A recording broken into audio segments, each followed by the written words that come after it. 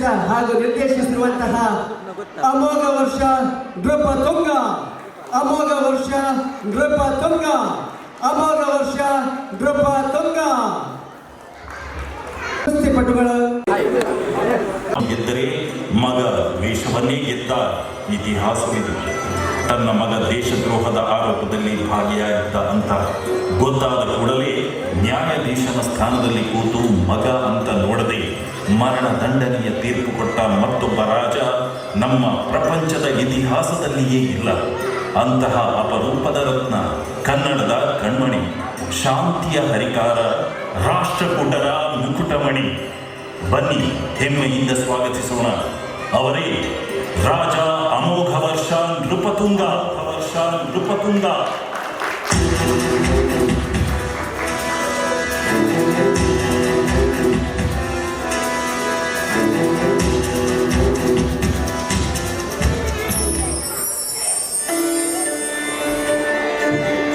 ದೊರೆಗಳ ಮನಸ್ಸಿಗೆ ಒಪ್ಪಿಗೆಯಾದನೆ ಮಗ. ಹಸಿದವನಿಗೆ ಅಮೃತಾನ್ನವನ್ನು ಬಿಟ್ಟು ಅದು ರುಚಿಯಾಯಿತು ಎಂದು ಕೇಳಬಹುದೇ ಲಕ್ಷ್ಮಿ? ತುಂಬಿದ ಹೊಟ್ಟೆಗೆ ಮೃಷ್ಟಾನ್ನ ಬಡಿಸಿದಂತಿದೆ. ಏಕೆ? ನಿಮ್ಮ ಮುಖವನ್ನೇ ಕನ್ನಡಿಯಲ್ಲಿ ನೋಡಿಕೊಂಡು ಅದನ್ನೇ ಕೇಳಿ. ನಿನ್ನ ಕಣ್ಣುಗಳಿರುವಾಗ ಕನ್ನಡಿ ಏಕೆ ಲಕ್ಷ್ಮಿ? ಅದು ಮಾತು ಮರೆಸುವ ಮಾತು. ನನ್ನನ್ನು ಮುಚ್ಚುಮರೆಯೇ? ಮುಚ್ಚುಮರೆ ಅದು ನಿನ್ನಲ್ಲಿ ಸಾಧ್ಯವೇ ಲಕ್ಷ್ಮಿ? ಒಲಿದ ಹೆಣ್ಣಿನ ಹೃದಯಕ್ಕೆ ಅರಿವಾಗದಿರುವ ಸೂಕ್ಷ್ಮಭಾವವೂ ಇದೆ. ಇದನ್ನೇ ನಾನು ಮಾತು ಮರೆಸುವ ಮಾತು ಎಂದದ್ದು. ಹೇಳಲು ಇಷ್ಟವಿಲ್ಲದಿದ್ದರೆ ಕೇಳುವುದಿಲ್ಲ. ಈ ದಿನ ಪ್ರಾತಃ ಕಾಲ ಆಸ್ಥಾನ ಜೋಯಿಸಲು ಯಾರು? ಗೋವಿಂದ ಭಟ್ಟರೇ? ಏನೆಂದು ಹೇಳಿದರು? ರಾಜಕುಮಾರ ಅಲ್ಪಾಯುಷಿಯೇ? ಇಲ್ಲ, ಆ ಭೀತಿ ಇಲ್ಲ. ಅಪ್ಪ, ಏನು ಹೇಳಿದರು ಎಂದು ಹೆದರಿದ್ದೆ. ಹಾಗಾದರೆ ಮತ್ತೇನು? ರಾಜಕುಮಾರನ ಜನ್ಮಕಾಲದ ಶಕುನ ಗ್ರಹಗತಿಗಳನ್ನು ನೋಡಿದರೆ ರಾಜಕುಮಾರನಿಂದ ರಾಜ್ಯಕ್ಕೆ ಅಶುಭ ಶಂಕೆ ಕಂಡುಬರುತ್ತದೆ ಎಂದರು. ನಿಜವೇ? ನಿಜ ಲಕ್ಷ್ಮಿ. ಗೋವಿಂದ ಭಟ್ಟರು ಎಂದಾದರೂ ಸುಳ್ಳಾಡುವುದನ್ನು ಹೇಳಿದೆಯಾ? ಮೊದಲು ಹೆದರಿದ್ದುದೇ ನಿಜವಾಗಿದ್ದರೂ ಚೆನ್ನಾಗಿತ್ತು. ಛೇ, ಹಾಗಾಡಬಾರದು ಲಕ್ಷ್ಮಿ. ಬಯಸಿ ಬಯಸಿ ಕರುಳನ್ನು ಇಳಿಯುವ ಕೂರಸಿಯನ್ನು ಅಳೆದಂತಾಯಿತು. ಏಕೆ ಲಕ್ಷ್ಮಿ? ಈ ರಾಜ್ಯವನ್ನು ಕಾಪಾಡಲೆಂದು ಮಗನನ್ನು ಬಯಸಿದೆ. ಹರಕೆ ಹೊತ್ತು ವ್ರತ ಮಾಡಿದೆ. ರಾಜ್ಯಕ್ಕೆ ಕಂಟಕನಾಗಲೆಂದಲ್ಲ. ಇದೇನೇ ನಾನು ಪಡೆದ ಸೌಭಾಗ್ಯ. ವಿಧಿಗಿಷ್ಟು ಸಿಟ್ಟೆ ನನ್ನ ಮೇಲೆ. ಇಂಥ ಮಗನನ್ನು ಪಡೆದು ಪ್ರಜೆಗಳಿಗೆ ಹೇಗೆ ಮುಖ ತೋರಿಸಲಿ? ಗೋವಿಂದ ಭಟ್ಟರು ಹೇಳಿದುದನ್ನು ಕೇಳಿದಾಗ ನನಗೂ ಹಾಗೆ ಅನ್ನಿಸಿತು. ಪರಿಹಾರವಿಲ್ಲದ ದುಃಖವಾವುದು ಜಗತ್ತಿನಲ್ಲಿ ಇಲ್ಲ ಲಕ್ಷ್ಮಿ. ಅಂದರೆ ಈ ಅಶುಭ ಭೀತಿಗೂ ಪರಿಹಾರವಿದೆಯೇ? ಇದೆ, ಪರಿಹಾರವಿದೆ. ಏನು ಆ ಪರಿಹಾರ? ಎಂದು ಮಾಡಬೇಕು? ಯಾವ ಗ್ರಹ ಶಾಂತಿ? ಸರಿಯಾಗಿ ಯೋಚನೆ ಮಾಡಿ ಹೇಳುವುದಾಗಿ ಹೇಳಿದರು. ಇರಬೇಕು ಪ್ರಭು. ಅವರ ಲೆಕ್ಕಾಚಾರ ತಪ್ಪಿರಬಹುದು. ನಿಮ್ಮ ಮಗ ಎಂದೂ ರಾಜ್ಯ ಕಂಟಕನಾಗಲಾರ. ನಿಜ ಲಕ್ಷ್ಮಿ. ನಿನ್ನಂಥ ತಾಯಿಯ ಮಗ ಕೆಟ್ಟವನಾಗಲಾರ. ನನಗಿರುವ ಭರವಸೆ ಅದೇ. ಪ್ರಭು, ನಿಮ್ಮ ಬಾಯ ಹರಕೆ ನಿಜವಾಗಲಿ.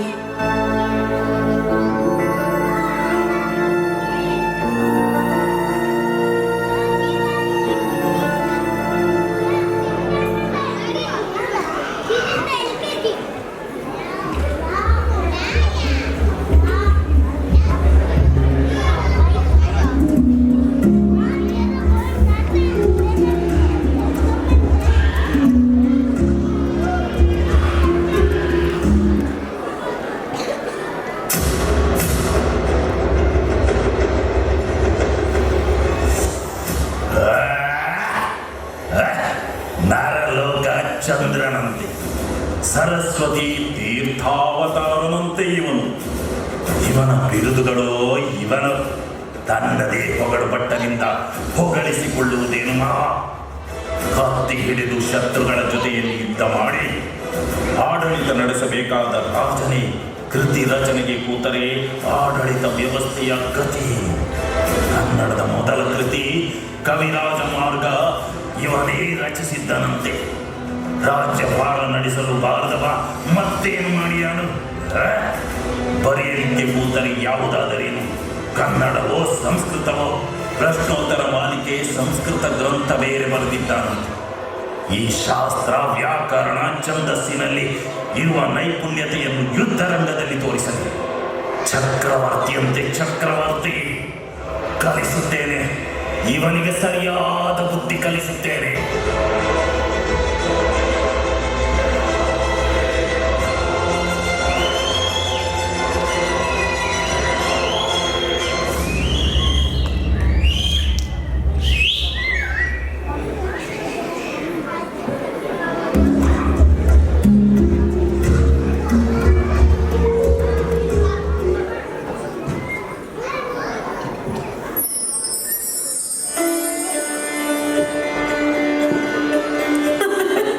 ಅದೇನು ಹಾಗೆ ನೋಡುತ್ತಿರುವ ಪುಟ್ಟದೊರೆ? ಅಪ್ಪಾಜಿ ಅವರನ್ನು ಎಂದೂ ನೋಡಿರಲಿಲ್ಲವೇ? ಹಾಗೆ ನೋಡಬಾರದು ಕಂದ. ನೋಡಲಿ ಬಿಡು ಲಕ್ಷ್ಮಿ. ಈ ವಿಚಿತ್ರ ಉಡುಪು ಧರಿಸಿದ ಪ್ರಾಣಿ ಅಪ್ಪಾಜಿಯೇ ಎಂದು ಸಂದೇಹವಾಗಿರಬೇಕು, ಅಲ್ಲವೇ ಕೃಷ್ಣ?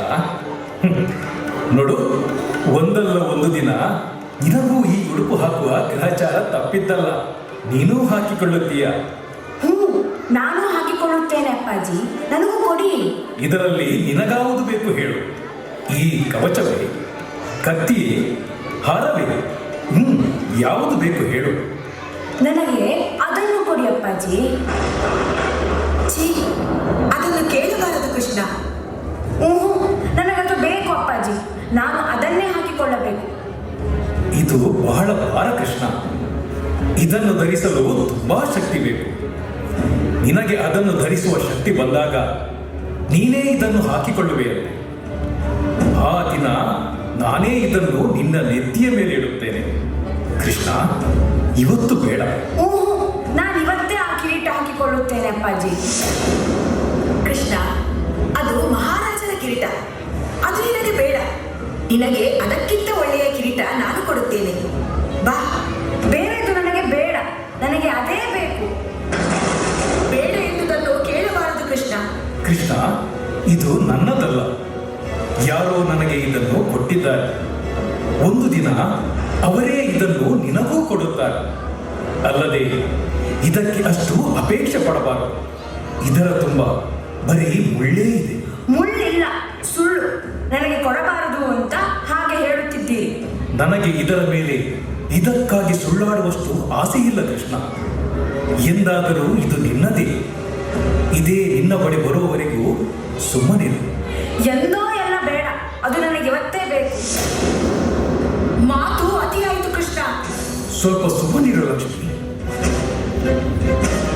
ನಿನಗೀಗಲೇ ಇದನ್ನು ಕೊಟ್ಟರೆ ನಾನು ಕಾಡಿಗೆ ಹೋಗಬೇಕಾದೀತು. ಹೋಗಿ. ಕೃಷ್ಣ, ಲಕ್ಷ್ಮಿ, ಹಾಗಾದರೆ ನಿನಗೆ ನಾನು ಬೇಕೋ ಅಥವಾ ಈ ಕಿರೀಟ ಬೇಕು? ಹೇಳು ಕೃಷ್ಣ.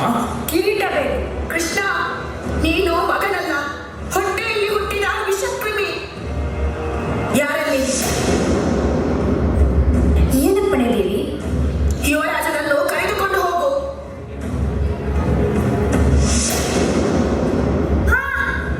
ಕೆಂಚಲೆ, ಬಿಡು ಅವನನ್ನು ಕೆಳಗೆ. ಹೋಗು, ಅಲ್ಲಿರುವ ಚಡಿ ತೆಗೆದುಕೊಂಡು ಬಾ. ಕೃಷ್ಣ, ಬಾ ಇಲ್ಲಿ. ಲಕ್ಷ್ಮಿ, ದಯವಿಟ್ಟು ಪ್ರಭು, ಅಡ್ಡಿ ಮಾಡಬೇಡಿ. ತೊಲಗಾಚೆ. ಕೆಂಚಲೆ, ರಾಜಕುಮಾರನನ್ನು ಎಳೆದುಕೊಂಡು ಹೋಗು. ಪ್ರಭು, ನಿಮಗೆ ತಕ್ಕ ಮಗನನ್ನು ಕೊಡಲಿಲ್ಲ ನಾನು. ನಾನು ನಿರ್ಭಾಗ್ಯೆ. ಹಾಗನ್ನಬಾರದು ಲಕ್ಷ್ಮಿ. ತಾಯಿಯೇ ಹಾಗೆ ಹೇಳಬಹುದೇ? ಹುಡುಗ ಬುದ್ಧಿಯ ಮಾತನ್ನು ಅಷ್ಟು ಮನಸ್ಸಿಗೆ ಹಚ್ಚಿಕೊಳ್ಳಬಾರದು. ಇಲ್ಲ ಪ್ರಭು, ನನಗಿಂದು ತಿಳಿಯಿತು. ನಾನು ಹಡಿದುದು ಮಗನನ್ನಲ್ಲ, ದುಃಖವನ್ನ. ಅಂಕೆ ಇಲ್ಲದೆ ಬೆಳೆದದ್ದರಿಂದ ಸ್ವಲ್ಪ ಹಠಮಾರಿತನ ಬಂದಿದೆ. ಸರಿಯಾದ ಗುರುವಿನ ಬಳಿ ಸೇರಿಸಿದರೆ ಸರಿ ಹೋಗುತ್ತಾರೆ. ಚಿಂತೆ ಮಾಡಬೇಡ ಲಕ್ಷ್ಮಿ. ಅಮೃತದಲ್ಲಿ ವಿಷ ಜನಿಸುವುದಿಲ್ಲ. ಇನ್ನು ಮೇಲೆ ಕೊಂಚ ಪ್ರೀತಿ ಕಡಿಮೆ ಮಾಡಿ ಅಂಕೆಯಲ್ಲಿಡು, ಸರಿ ಹೋಗುತ್ತಾರೆ.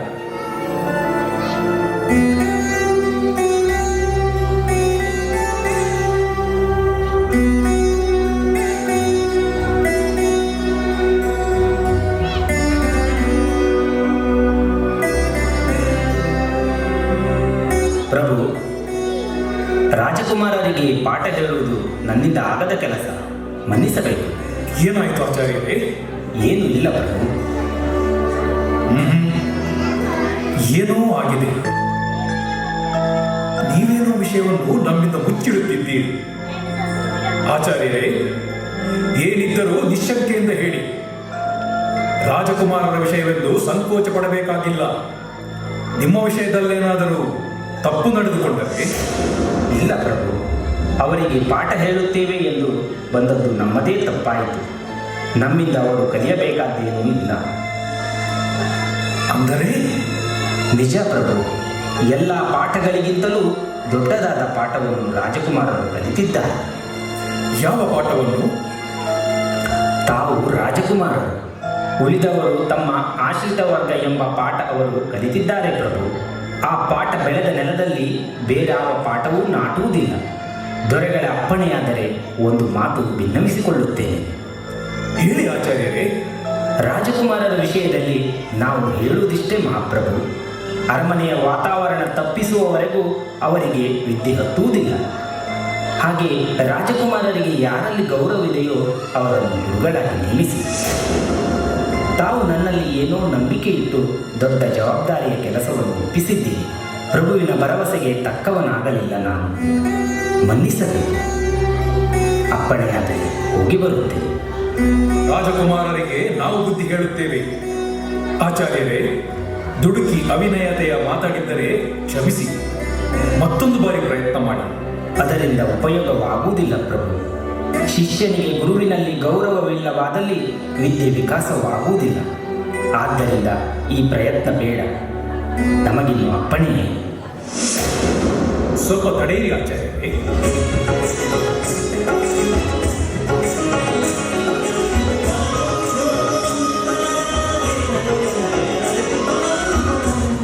ಆಚಾರ್ಯರೇ, ತಾವು ನಮ್ಮ ಮೇಲಿನ ಅಭಿಮಾನದಿಂದ ಏನಾಯಿತೆಂಬುದನ್ನು ಹೇಳದಿದ್ದರೂ ರಾಜಕುಮಾರರಿಂದ ಅಪಚಾರವಾಗಿದೆ ಎಂಬುದು ನಮಗೆ ಮನವರಿಕೆಯಾಗಿದೆ. ನಿಮ್ಮಂಥವರ ಅಸಮಾಧಾನದ ನಿಟ್ಟುಸಿರು ಸೋಕಿದರೆ ಈ ರಾಜ್ಯ ಕರ್ಪೂರದಂತೆ ದಹಿಸಿ ಹೋಗುತ್ತದೆ. ನಮ್ಮ ಮಕ್ಕಳು ನಿಮ್ಮಿಂದ ವಿದ್ಯಾದಾನ ಪಡೆಯುವ ಭಾಗ್ಯ ಪಡೆದು ಬರಲಿಲ್ಲ. ನಿಜ, ಅದು ನಮ್ಮ ದೌರ್ಭಾಗ್ಯ. ಪ್ರಭು, ಈ ರಾಜ್ಯಕ್ಕೆ ನಿಮ್ಮ ಸದ್ಗುಣವೇ ಪರಮ ರಕ್ಷಾ ದೇವತೆ.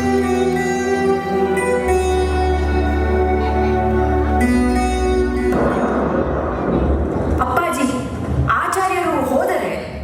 ಹೋದರು ಕೃಷ್ಣ. ಮತ್ತೆ ಬರುವುದಿಲ್ಲವೆಂದು ಅಪ್ಪಣೆ ಪಡೆದು ಹೋದರು. ಒಳ್ಳೆಯದೇ ಆಯ್ತು ಅಪ್ಪಾಜಿ. ಇನ್ನವರು ಬರುವುದೇ ಬೇಡ. ಹಿರಿಯರು ಎಂದೂ ಏನೂ ಮಾಡಿದರೂ ನಮಗೆ ಅಗೌರವವಲ್ಲ ಕೃಷ್ಣ. ಹಿರಿಯರು ಮಾಡಿದುದನ್ನು ಆಶೀರ್ವಾದವೆಂದು ನಾವು ಗ್ರಹಿಸಬೇಕು. ಅಪಮಾನ ಮಾಡಿದರು. ಬಹಳ ಚಿಕ್ಕ ವಯಸ್ಸಿನಲ್ಲೇ ಬಹುದೊಡ್ಡ ಮಾತುಗಳನ್ನಾಡುವುದನ್ನು ಅಭ್ಯಾಸ ಮಾಡಿದ್ದೀಯ ಕೃಷ್ಣ. ಅದು ತಪ್ಪು, ಅಗೌರವ, ಅಪಮಾನ. ನಿಮ್ಮೆಲ್ಲರ ಕಣ್ಣಿನಲ್ಲೂ ನಾನು ಏನ್ ಮಾಡಿದ್ರು ತಪ್ಪೆ. ನಿಮಗೆ ನನ್ನ ಮೇಲೆ ಪ್ರೀತಿಯೇ ಇಲ್ಲ ಅಪ್ಪಾಜಿ. ಪ್ರೀತಿ ಅಂದರೆ ಏನು ಕೃಷ್ಣ? ನೀನು ಮಾಡಿದ್ದೆಲ್ಲ ಸರಿ ಎನ್ನುವುದು ಪ್ರೀತಿಯೇ? ಇಲ್ಲ, ಇತರರನ್ನು ಮೆಚ್ಚಿ ನನ್ನಲ್ಲಿ ತಪ್ಪು ಕಾಣುವುದು ಪ್ರೀತಿಯೇ ಅಪ್ಪಾಜಿ. ಆ ಮುದುಕ. ಕೃಷ್ಣ, ಮಾತು ಬೆಳೆಸುವಾಗ ಎಚ್ಚರವಿರಲಿ. ತಪ್ಪಾಯ್ತು ಅಪ್ಪಾಜಿ. ಆಚಾರ್ಯರು ಬೀದಿಯ ಬಿಕಾರಿಯಂತೆ ನನ್ನನ್ನು ಮಾತನಾಡಿಸಬಹುದು ಅಪ್ಪಾಜಿ. ಏನು ಹೇಳಿದರು? ಹೇಳಿಕೊಟ್ಟ ಪಾಠ ಈ ದಿನ ಒಪ್ಪಿಸಲಿಲ್ಲ. ಅದು ತಪ್ಪಲ್ಲವೇ? ಇರಬಹುದು ಅಪ್ಪಾಜಿ. ಆದರೆ ಅಷ್ಟಕ್ಕೆ ಅವರು ಬೇರೆಯವರಾಗಿದ್ದರೆ ಗಂಟು ಮುರಿಯುವಂತೆ ಏಟು ಬೀಳುತ್ತಿತ್ತು ಎಂದರು. ಅದಕ್ಕೆ ನೀನೇನು ಹೇಳಿದೆ? ಅರಮನೆಯ ವೇತನದಿಂದ ಜೀವಿಸುವವರಿಗೆ ರಾಜಕುಮಾರರು ಯಾರನ್ನು ಗೊತ್ತಿರಬೇಕು ಎಂದೆ. ಆಡಬಾರದ ಮಾತನ್ನಾಡಿದೆ ಕೃಷ್ಣ. ನಮ್ರತೆ ಇರಬೇಕಾದಲ್ಲಿ ದುರಹಂಕಾರದ ಮಾತಾಡಿದೆ. ನಿನ್ನ ತಾಯಿ ಈ ಮಾತು ಕೇಳಿದರೆ ಎಷ್ಟು ನೊಂದುಕೊಳ್ಳುತ್ತಾಳೆ ಎನ್ನುವುದನ್ನು ಬಲ್ಲೆಯ ಕೃಷ್ಣ. ನೀವಿಬ್ಬರೂ ಒಂದೇ. ಎಲ್ಲರ ಕಣ್ಣಿನಲ್ಲೂ ನಾನೇ ಪಾಪಿ. ಒಬ್ಬರಿಗೂ ನನ್ನ ಮೇಲೆ ಪ್ರೀತಿ ಇಲ್ಲ.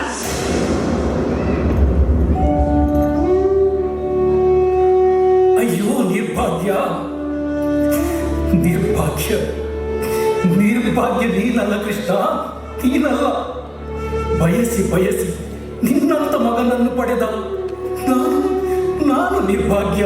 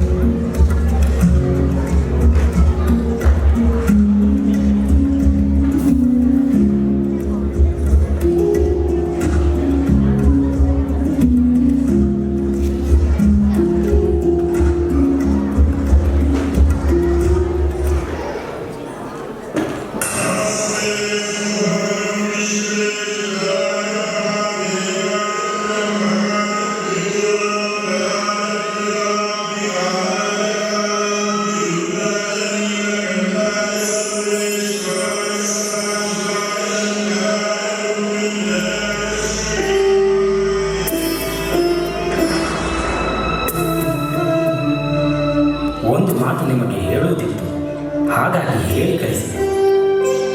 ಏನು ಅಪ್ಪಣೆಯಾಗಬೇಕು? ಬಂಕರಸರೇ, ನಿಮ್ಮ ಮಗ ಲೋಕಾದಿತ್ಯ ಮತ್ತು ರಾಜಕುಮಾರ ಕೃಷ್ಣರು ನನ್ನ ಶಿಷ್ಯರಾಗಿ ಉತ್ತಮ ರೀತಿಯಲ್ಲಿ ವಿದ್ಯೆ ಕಲಿಯುತ್ತಿದ್ದಾರೆ. ಅಂದ ಹಾಗೆ ಚಕ್ರವರ್ತಿಗಳಿಗೆ ಇನ್ನು ಮುಂದೆ ಈಗಿರುವುದಕ್ಕಿಂತಲೂ ಹೆಚ್ಚಾಗಿ ನಿಮ್ಮ ನೆರವು ಬೇಕು ಬಂಕರಸರೇ. ಅಂದರೆ ನನ್ನ ನಿಷ್ಠೆಯಲ್ಲಿ ಆಚಾರ್ಯರಿಗೆ ಸಂಶಯವೇ? ಇಲ್ಲ. ಹಾಗಾದರೆ ಮತ್ತೇಕೆ ಈ ವಿಚಿತ್ರ ಅಪ್ಪಣೆ? ಈ ವರ್ಷದಿಂದ ಚಕ್ರವರ್ತಿಗಳಿಗೆ ಕುಜದಶೆ ಆರಂಭವಾಗುತ್ತಿದೆ. ಕುಜದಶೆ 7 ವರ್ಷ, ಬಳಿಕ ರಾಹುದಶೆ 18 ವರ್ಷ. ಚಕ್ರವರ್ತಿಗಳಿಗೆ ತುಂಬ ಕ್ರೂರವಾದ ಕಾಲ. ಚಕ್ರವರ್ತಿಗಳಿಗೆ ಇದನ್ನು ಹೇಳಿ ಅವರ ಮನಸ್ಸು ನೋಯಿಸಲು ಬಾಯಿ ಬರಲಿಲ್ಲ. ಅವರ ಬಲಗೈಯಾದ ನಿಮಗೆ ಹೇಳಿದ್ದೇನೆ, ನಿಮ್ಮ ತೊರೆಯನ್ನು ಕಾಪಾಡಿಕೊಳ್ಳಿ. ನಿಮ್ಮ ಆಶೀರ್ವಾದದ ಬಲವೊಂದಿರಲಿ ಆಚಾರ್ಯ. ನನ್ನ ಪ್ರಾಣ ಒಪ್ಪಿಸಿಯಾದರೂ ದೊರೆಯನ್ನು ಕಾಪಾಡಿಕೊಳ್ಳುತ್ತೇನೆ. ನಿಮ್ಮಂಥ ಆಪ್ತರನ್ನು ಪಡೆದ ಚಕ್ರವರ್ತಿಗಳು ಧನ್ಯರು. ಅಲ್ಲ ಆಚಾರ್ಯ, ಹುಟ್ಟಿದಂದಿನಿಂದಲೂ ಚಕ್ರವರ್ತಿಗಳ ಬಾಳು ಇದೇ ದುಃಖ ಗೀತೆಯಾಯಿತು. ಇದೇನು ವಿಧಿಯಳಕ? ಗಂಧವನ್ನು ಅರೆದಾಗಲೇ ಅದರ ಸುವಾಸನೆ ಬೀರುವುದು. ಅಂತೂ ನೀವು ಮಾತ್ರ ಎಚ್ಚರ ಬಿಡಬೇಡಿ. ನಿಮ್ಮ ಆಶೀರ್ವಾದದ ರಕ್ಷೆ ಇರಲಿ ಆಚಾರ್ಯ. ಅದು ಸದಾ ನಿಮ್ಮದೇ. ಕೃತಾರ್ಥನಾದೆ.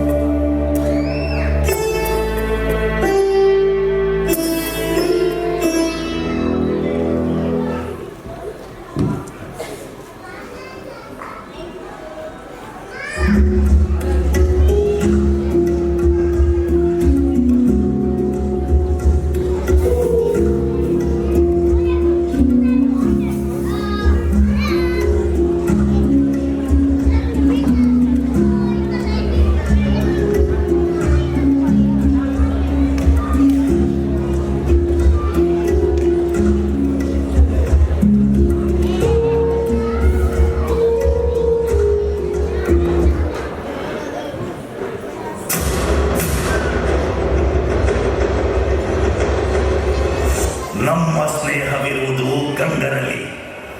ಗಂಗರಾಜರಿಗೋಸ್ಕರ ನಾನು ಏನು ಮಾಡಲು ಸರಿ. ತಯಾರಾಗುತ್ತಿದ್ದಾನೆ ಇವನ ಮಗ ಕೃಷ್ಣ. ಸಂಚು ಹೂಡುತ್ತೇನೆ, ಗೆಲ್ಲುತ್ತೇನೆ, ನೋಡೋಣ.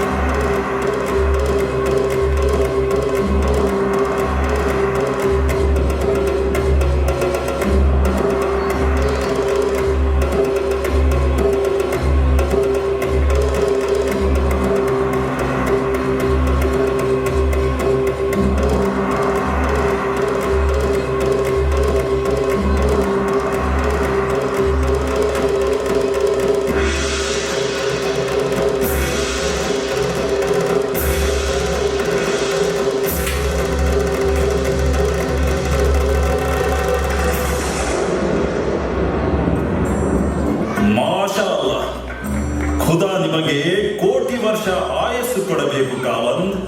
ಈ ದೇಶದ ಜನ ಭಾಗ್ಯವಂತರು. ನಿಮ್ಮ ಅಭಿಮಾನಕ್ಕೆ ನಾವು ಕೃತಜ್ಞರು. ನಾವು ತಮ್ಮನ್ನು ಕರೆಸಿದ್ದು ಅಪ್ಪಣೆಯಾಗಲಿ. ತಾವು ಉತ್ತರದ ಸೀಮೆಗಳನ್ನೆಲ್ಲ ಸುತ್ತಿ ಬಂದಿದ್ದೀರಂತೆ. ಎಲ್ಲ ರಾಜಸ್ಥಾನಗಳನ್ನು ಹೊಕ್ಕು ಬಂದಿದ್ದೀರಿ ಎಂದು ನಾವು ತಿಳಿದುಕೊಂಡೆವು. ಆ ಸೀಮೆಗಳಲ್ಲಿ ಆ ದೊರೆಗಳಿಗೆ ನಮ್ಮ ವಿಷಯದಲ್ಲಿ ಯಾವ ಭಾವನೆ ಇತ್ತೆಂಬುದನ್ನು ತಮಗೆ ಗೊತ್ತಾಗಿದ್ದರೆ ತಿಳಿಸಬೇಕು. ಮಾಷಾ ಅಲ್ಲಾಹ್, ಎಲ್ಲ ಕಡೆಯಲ್ಲೂ ನಿಮ್ಮದೇ ಹೊಗಳಿಕೆ. ಅದಕ್ಕೆಂದೇ ತಮ್ಮ ದರ್ಶನ ಮಾಡಲು ಬಂದೆ. ತಾವು ಮುಖ್ಯವಾಗಿ ಯಾವ ವ್ಯಾಪಾರ ಮಾಡುತ್ತಿದ್ದೀರಿ? ಕುದುರೆಗಳದ್ದು. ಏನಾದರೂ ವ್ಯಾಪಾರವಾಯಿತೆ? ಯಾವ ಹೆಸರು ತೆಗೆದುಕೊಂಡರು? ಬೇರೆ ಕಡೆ ಹೆಚ್ಚೇನು ವ್ಯಾಪಾರವಾಗಲಿಲ್ಲ.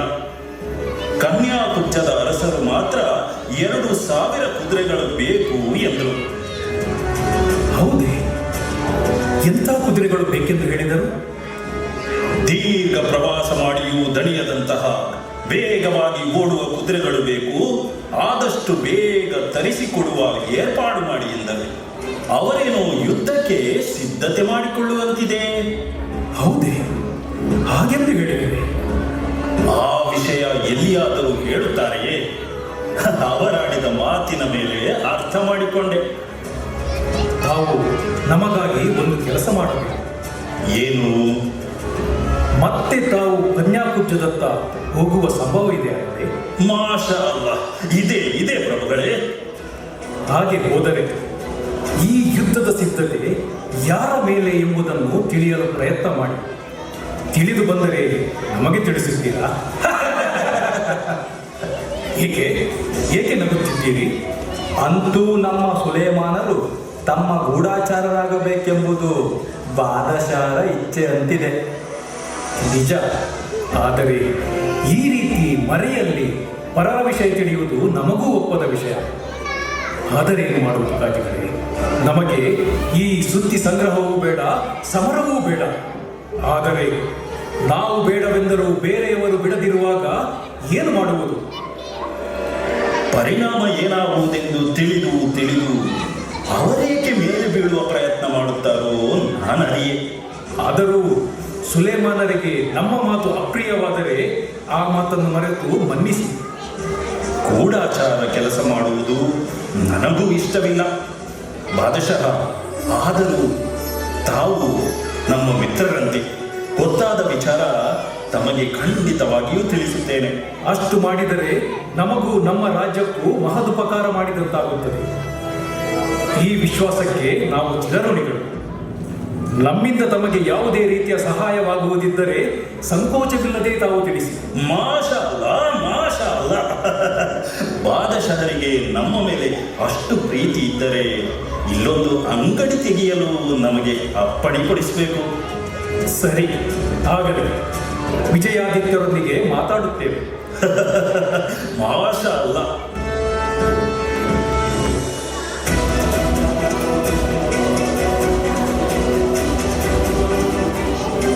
ಕನ್ಯಾಕುಬ್ಜದ ಮಿಹಿರಭೋಜ ಬೇಡವೆಂದರೂ ಬೆನ್ನು ಹತ್ತಿದ ಯುದ್ಧ. ಸರಿ, ಆ ದೇವರ ಚಿತ್ತವಿದ್ದಂತಾಗಲಿ.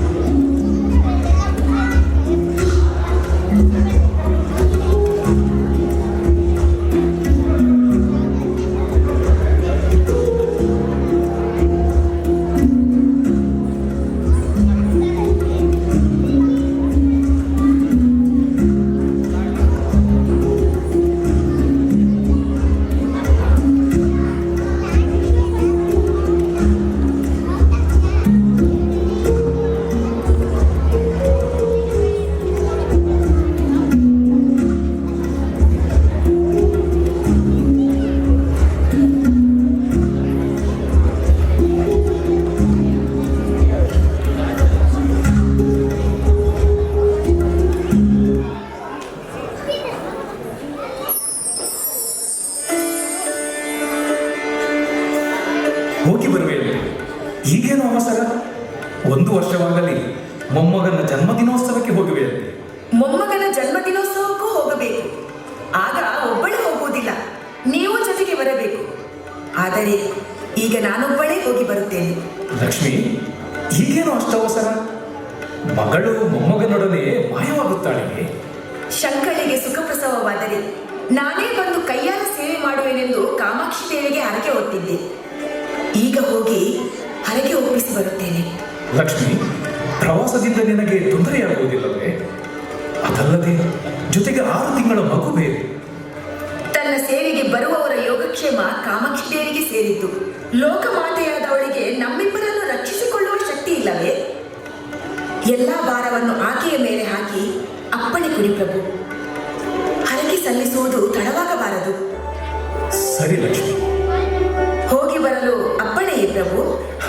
ಬಾ ಎನ್ನುವುದಕ್ಕೇನು ಬಾಯಿ ಸಿದ್ಧವಾಗಿದೆ ಲಕ್ಷ್ಮಿ. ಆದರೆ ಹೋಗು ಎಂದು ಹೇಳಲು ಏಕೋ ಮನಸ್ಸು ಹೋಗೋದು. ಏಕೋ ಏಕೋ ಏನು ಹೇಳಿ ಪ್ರಭು? ಆ ಮಾತು ಹೇಳಲಾರೆ, ಆದರೆ ಹೇಳದೇ ಇರಲಾರೆ. ನನ್ನೊಡನೆ ಮಾತಾಡುವುದಕ್ಕೂ ಪ್ರಭುಗಳಿಗೆ ಸಂಕೋಚವೇ? ಹೇಳಿ ಪ್ರಭು. ಲಕ್ಷ್ಮಿ, ನೀನಿಲ್ಲದೆ ಅರಮನೆಯಲ್ಲಿ ಒಂಟಿಯಾಗಿ ನಾನಿರಲಾರೆ. ಈ ಮನೆಗೆ ಕಾಲಿಟ್ಟಂದು ಇದ್ದ ಪ್ರೇಮವೇ ನನ್ನ ಮೇಲೆ ಇಂದು ಇರುವುದು ನನ್ನ ಭಾಗ್ಯ ಪ್ರಭು. ಆದರೂ ಏನು ಲಕ್ಷ್ಮಿ? ನನ್ನ ಮೇಲೆ ಅಷ್ಟೊಂದು ಹುಚ್ಚು ಪ್ರೀತಿಯೇ ಪ್ರಭು.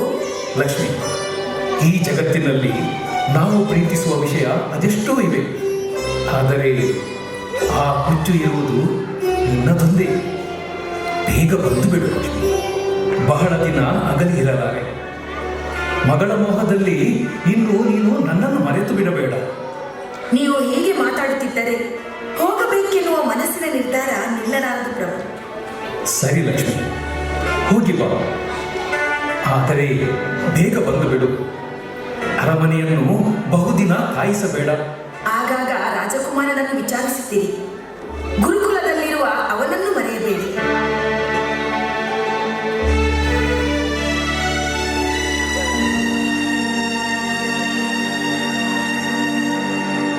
ಮಹಾರಾಣಿ ತನ್ನ ಮೊದಲನೆಯ ಮಗಳಾದ ಶಂಕಳನ್ನು ಕಂಚಿಯ ರಾಜನಿಗೆ ಮದುವೆ ಮಾಡಿಸಿದ್ದಳು.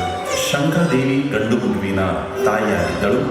ಇದನ್ನು ತಿಳಿದ ಮಹಾರಾಣಿಯು ಅಲ್ಲಿಗೆ ಹೋಗಿ ಕಾಮಾಕ್ಷಿ ದೇವಿಗೆ ಹೊತ್ತಿರುವ ಹರಕೆಯನ್ನು ತೀರಿಸುವ ಸಲುವಾಗಿ ಕಾಮಾಕ್ಷಿ ದೇವಿಯ ದೇವಸ್ಥಾನಕ್ಕೆ ಹೋಗುವ ದಾರಿಯಲ್ಲಿಯೇ ತುಂಬ ಸುಸ್ತಾಗಿ ಜ್ವರ ಬಂದು ಆರೋಗ್ಯ ಹದಗೆಟ್ಟು ಚಿಕಿತ್ಸೆ ಫಲಕಾರಿಯಾಗದೆ ಮಹಾರಾಣಿ ಲಕ್ಷ್ಮಿ ಅಸುನೀಗುತ್ತಾಳೆ.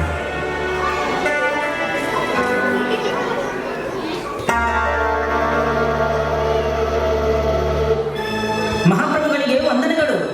ಕಂಚಿಯನ್ನು ಸೇರಿದ ಮರುದಿನವೇ ಕಾಮಾಕ್ಷಿಯ ಸೇವೆ ಮಾಡಿ ಬಂದು ಕುದಿಯುವ ಜ್ವರ ತಾಪದಲ್ಲಿ ಮಲಗಿದವರು ನಮ್ಮನ್ನೆಲ್ಲ ಬಿಟ್ಟು ಹೋದರು ಸ್ವಾಮಿ. ಮಹಾರಾಣಿ ನಮ್ಮನ್ನೆಲ್ಲ ಬಿಟ್ಟು ಹೋದರು. ಲಕ್ಷ್ಮಿ, ಲಕ್ಷ್ಮಿ, ಲಕ್ಷ್ಮಿ. ಮಹಾರಾಜ, ಮೋಹಕ್ಕೆ ಮನವನ್ನು ಬಲಿ ಕೊಡಬೇಡಿ. ತನ್ನ ದುಃಖದಲ್ಲಿ ಜಗತ್ತನ್ನು ಮರೆಯುವವನನ್ನು ಜಗತ್ತು ತಿರಸ್ಕರಿಸುವುದು. ಕುರುಡನಾದವನಿಗೆ ಜಗತ್ತಿನಲ್ಲಿ ಬೆಳಕು ಹೊಳೆದರೇನು, ಕತ್ತಲಾದರೇನು ಆಚಾರ್ಯ? ಇದ್ದ ಏಕೈಕ ಸುಖಕ್ಕೂ ನೀನು ಅಪಾತ್ರ ಎಂದು ತಿರಸ್ಕರಿಸಿದಂತೆ ವಿಧಿ ಅವಳನ್ನು ಕಿತ್ತುಕೊಂಡ ಹೋದ ಮೇಲೆ ಜಗತ್ತಿನ ತಿರಸ್ಕಾರದಿಂದೇನು ಆಚಾರ್ಯ? ಇದು ಸಾಮಾನ್ಯ ಮನುಜನಾಡುವ ಮಾತು, ಚಕ್ರವರ್ತಿ ಅಲ್ಲ. ಅಂದರೆ ಚಕ್ರವರ್ತಿಯು ಮನುಜನಲ್ಲವೇ ಆಚಾರ್ಯ? ಹೌದು ಮಹಾರಾಜ, ಆದರೆ ಸಾಮಾನ್ಯ ಮನುಷ್ಯನಲ್ಲ. ಚಕ್ರವರ್ತಿಯು ಸಾಮಾನ್ಯ ಮನುಷ್ಯನಾಗಬಾರದು. ಅಗಲಿದ ಮಡಲಿಗಾಗಿ ಕಂಬನಿಗರೆಯಲೂ ಬಿಡುವಿಲ್ಲವೇ ಆಚಾರ್ಯ? ಈ ಚಕ್ರವರ್ತಿಗೆ ಚಕ್ರವರ್ತಿ ಕರ್ಮ ಮಾಡುವುದು ವಿನಃ ಉಳಿದಾವುದಕ್ಕೂ ಬಿಡುವಿಲ್ಲ ಮಹಾರಾಜ. ಇಷ್ಟು ಕಠೋರ ನಿಷ್ಠುರ ವಜ್ರ ಪಂಜರವೇ ಈ ಚಕ್ರವರ್ತಿ ಪದವಿ, ಈ ಚಕ್ರವರ್ತಿ ಪದವಿ. ಅಂದು ರಾಜ ಜ್ಯೋತಿಷಿ ಗೋವಿಂದ ಭಟ್ಟರು ಆಡಿದ ಮಾತು ನೆನಪಿರುವುದೇ ಮಹಾರಾಜ. ಯಾವುದು ಆಚಾರ್ಯ? ಬತ್ತಿ ತಾನು ಉರಿದು ಲೋಕಕ್ಕೆ ಬೆಳಕಾಗಬೇಕು, ಈ ಹೊತ್ತಿನಲ್ಲಿ ನೀವು ಅದಕ್ಕೆ ಕರ್ತವ್ಯ ನಿಷ್ಠೆಯ ಗಾಳಿ ಬೀಸದಿದ್ದರೆ ಅದು ಉರಿದು ಕರಕಲಾಗುತ್ತದೆ, ಬೆಳಕಾಗುವುದಿಲ್ಲ. ಏಳಿ, ಬೆಳಕು ಬೆಳಗಲಿ. ನಿಜ ನಿಜ ಆಚಾರ್ಯ, ನಿಜ. ನೀವಾಡಿದ ಮಾತುಗಳು ನಿಜ. ಸ್ವರ್ಗದಲ್ಲಿರುವ ಮಹಾರಾಣಿಯರ ಆತ್ಮ ತೃಪ್ತವಾಗುವಂತೆ, ಹೆಮ್ಮೆ ಪಡುವಂತೆ ಈ ರಾಜನೌಕೆಯನ್ನು ನಡೆಸಿ ಮಹಾರಾಜ. ಈ ಮಕ್ಕಳನ್ನು ಕಾಪಾಡುವ ನಿಮ್ಮ ತಾಯ್ತನದ ಹಿರಿಮೆಯನ್ನು ಕಂಡು ಸ್ವರ್ಗದಲ್ಲಿರುವ ತಾಯಿ ತೃಪ್ತಳಾಗಲಿ.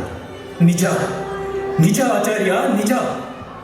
ಲಕ್ಷ್ಮಿ, ನಿನ್ನ ನೆನಪು ನನಗೆ ನಿತ್ಯವೂ ಸ್ಫೂರ್ತಿಯಾಗಿರಲಿ. ಲಕ್ಷ್ಮಿ, ಸ್ಫೂರ್ತಿಯಾಗಿರಲಿ.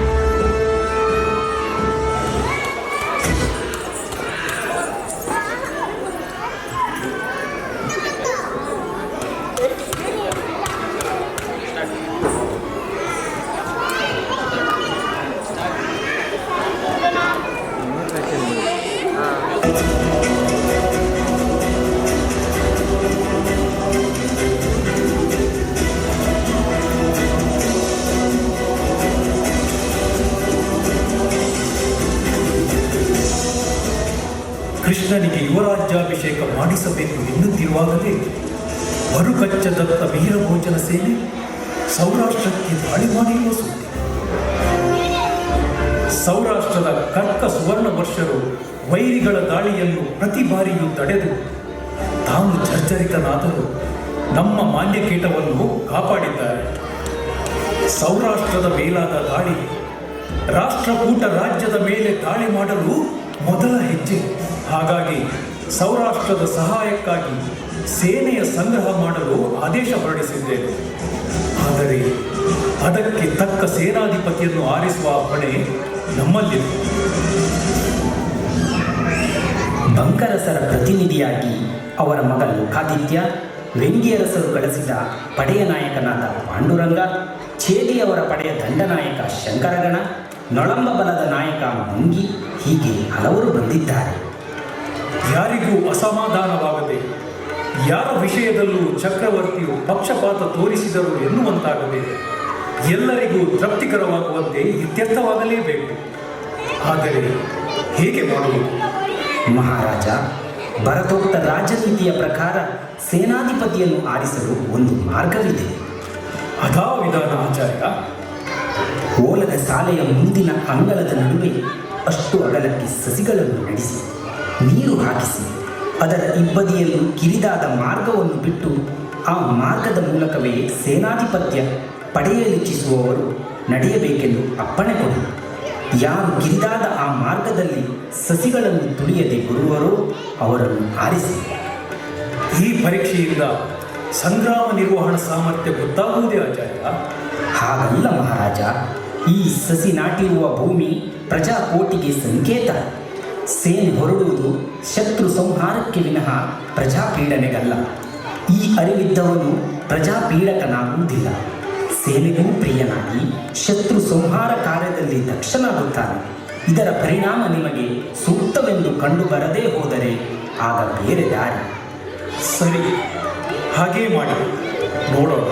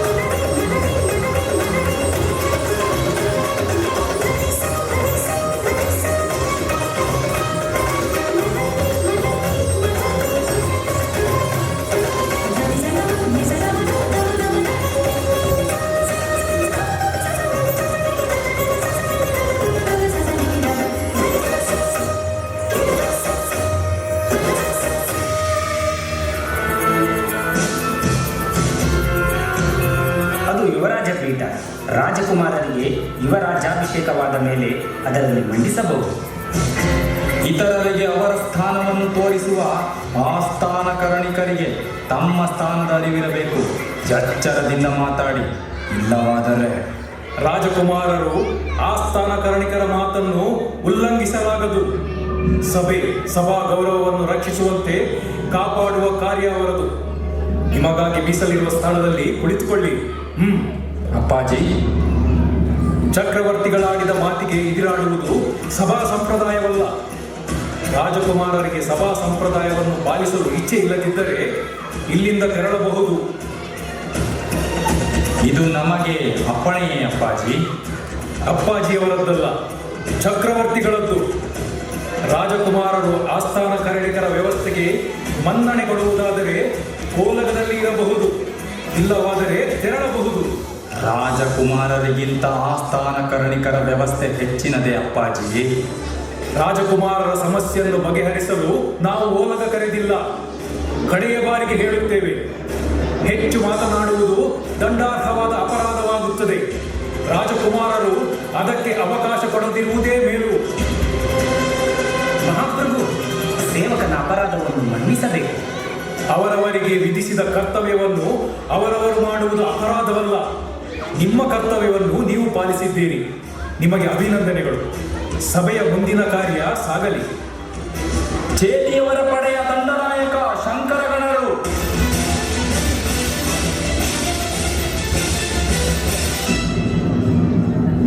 ನಳಂಬ ಬಲದ ನಾಯಕ ಮಂಗಿಯರಸರು,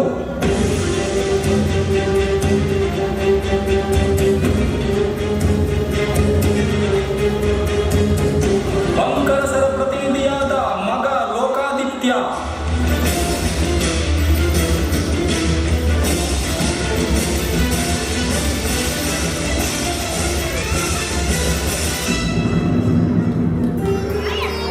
ಬಂಕರಸರ ಮಕ್ಕಳು ಅಂಗಳದಲ್ಲಿ ನಡೆದಾಗ ಹೆದರಿ ನಡೆದುದೇಕೆ?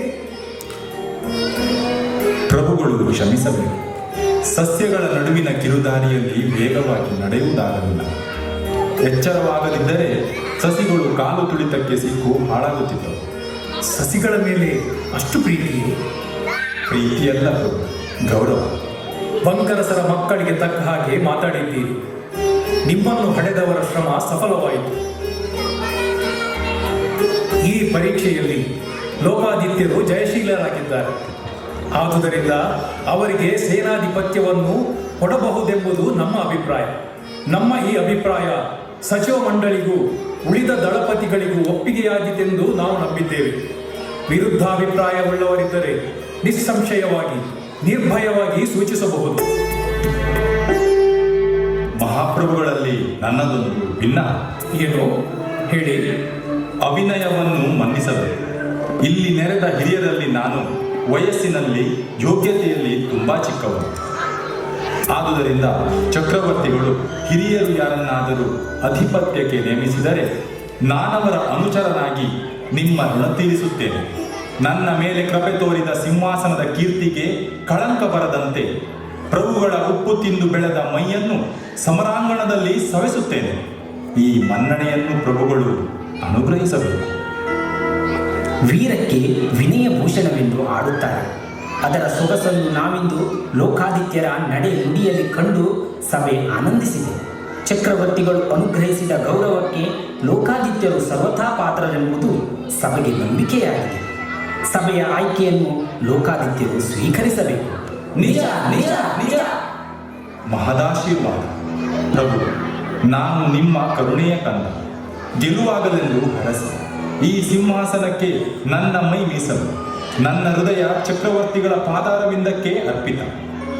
ಇವರು ನನ್ನ ಮಗನಾಗಿದ್ದರೆ ನಿಮ್ಮ ಸೇನಾಧಿಪತ್ಯಕ್ಕೆ ಶುಭವಾಗಲಿ, ನಿಮ್ಮ ಸೇನೆಗೆ ಜಯವಾಗಲಿ.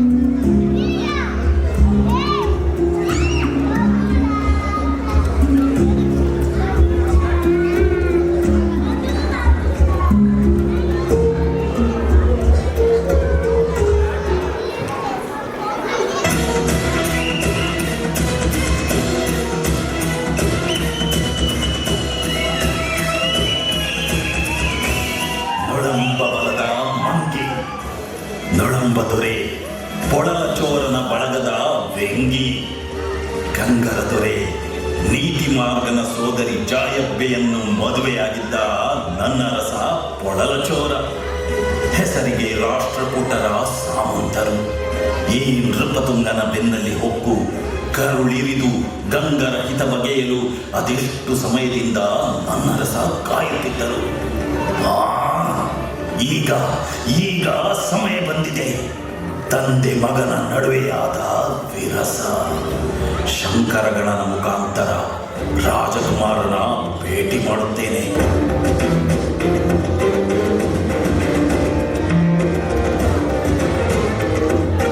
ಮಂಗಿಯವರೇ, ಏನಾಗಿ ಹೋಯಿತು?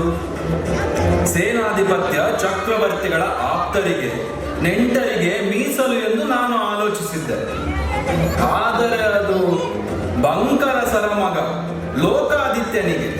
ಛೆ! ಈ ಅವಮಾನಕ್ಕೆ ಸರಿಯಾದ ಸೇಡು ತೀರಿಸಿಕೊಳ್ಳಲೇಬೇಕು.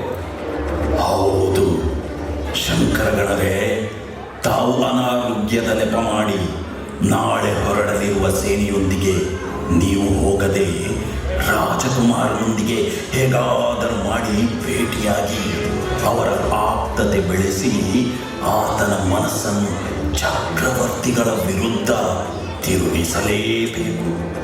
ಒಮ್ಮೆ ರಾಜಕುಮಾರನನ್ನು ತಮ್ಮ ಗುಂಪಿಗೆ ಸೇರಿಸಿಕೊಂಡರೆ ಬಳಿಕ ಚಕ್ರವರ್ತಿಗಳು ಮಾಡಿದ ಅಪಮಾನಕ್ಕೆ ಮುಯಿ ತೀರಿಸಲು ಬಹಳ ಸುಲಭ.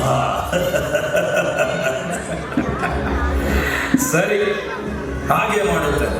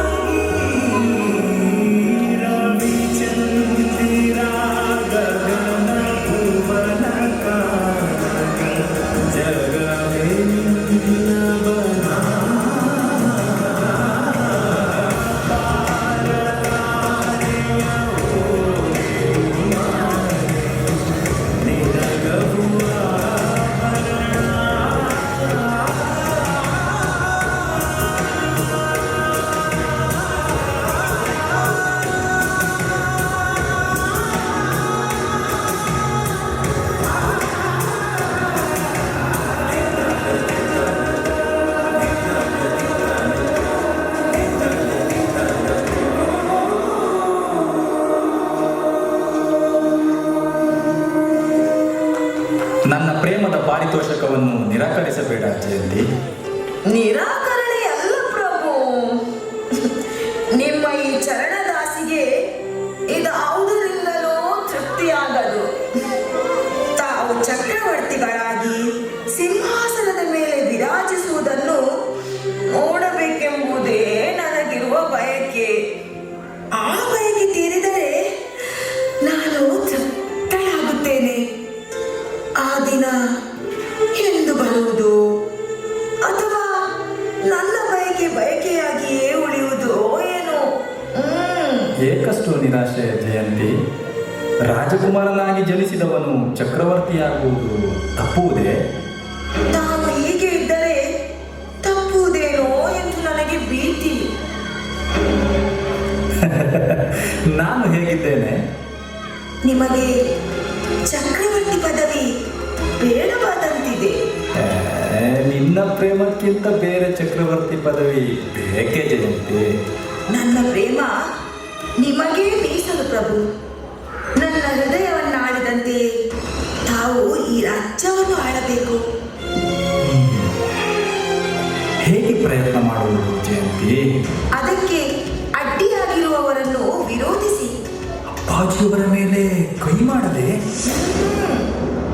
ಚಕ್ರವರ್ತಿಗಳ ಕಿವಿಯಲ್ಲಿ ನಿಮ್ಮ ಬಗ್ಗೆ ವಿಷ ಓದುತ್ತಿರುವವರನ್ನು ತುಳಿಯಬೇಕು. ತಮಗೆ ಈ ರಾಜ್ಯ ಸಿಕ್ಕಬಾರದೆಂದೇ ಯುವ ರಾಜ್ಯಾಭಿಷೇಕವನ್ನು ಆಗದಂತೆ ಪ್ರಯತ್ನ ಮಾಡುತ್ತಿದ್ದಾರೆ. ಯಾರು? ಹೇಳಿದರೆ ಪ್ರಭುಗಳು ನನ್ನ ಮೇಲೆ ಅಸಮಾಧಾನ ಪಡುವಿರೋ ಏನು? ಇಲ್ಲ, ಹೇಳು ಜಯಂತಿ. ಗುಣಭದ್ರಾಚಾರ್ಯರ ಗುಂಪು. ನಾನು ಸುಳ್ಳಾಡಿದರೆ ನನ್ನ ತಲೆ ಸಹಸ್ರ ಪಾಲಾಗಲಿ ಪ್ರಭು. ತಮ್ಮಲ್ಲಿ ಸುಳ್ಳಾಡುವೇನೆ ನಾನು? ಆಚಾರ್ಯರು ಜೈನರು. ಜೈನ ಧರ್ಮವನ್ನು ಜಗದ್ವ್ಯಾಪಿಯಾಗಿ ಮಾಡಬೇಕೆಂಬುದೇ ಅವರ ಆಸೆ. ಅದಕ್ಕೆ ನನ್ನ ಮೇಲೇಕೆ ಸಂಚು ಮಾಡಬೇಕು? ತಾವು ಈ ಮಹತ್ವಾಕಾಂಕ್ಷೆಯ ದಾರಿಯಲ್ಲಿ ಅಡ್ಡಿ ಎಂದು ಈ ಸಿಂಹಾಸನದ ಮೇಲೆ ಜಿನಧರ್ಮೀಯರನ್ನೇ ಕುಳ್ಳಿರಿಸಿದರೆ ಆಗ ಅವರ ಬಯಕೆ. ಯಾರನ್ನು ಈ ಸಿಂಹಾಸನದ ಮೇಲೆ ಕೂರಿಸಲೆಂದು ಅವರ ಸಂಚು? ಬಂಕರಸರ ಮಗ ಲೋಕಾದಿತ್ಯರನ್ನು. ಲೋಕಾದಿತ್ಯನಿಗೆ ಸೇನಾಧಿಪತ್ಯ ಪರೀಕ್ಷೆಯೊಂದು ನಡೆಯಿತಲ್ಲ, ಅದನ್ನು ಚಕ್ರವರ್ತಿಗಳಿಗೆ ಸೂಚಿಸಿದವರು ಯಾರು ಬಲ್ಲಿರ ಪ್ರಭು? ಯಾರು? ಗುಣಭದ್ರಾಚಾರ್ಯರು. ನಿಜವೇ? ನಿಜ. ಬೇಕಾದರೆ ಗುಣಭದ್ರಾಚಾರ್ಯರನ್ನೇ ಕೇಳಿ, ಬೇಡ ಚಕ್ರವರ್ತಿಗಳನ್ನೇ ಕೇಳಿ.